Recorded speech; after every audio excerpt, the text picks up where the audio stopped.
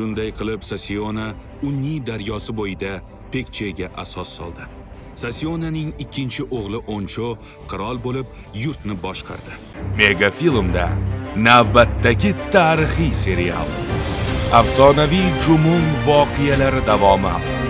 Sasiona Gogurioni tark etgach, uning taqdiri qay kechdi? Uning avlodlarini qanday kelajak kutmoqda?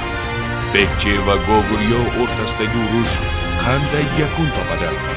Taxt o'yinlari, siyosat, urush va g'alabalarga boy serial premyerasi.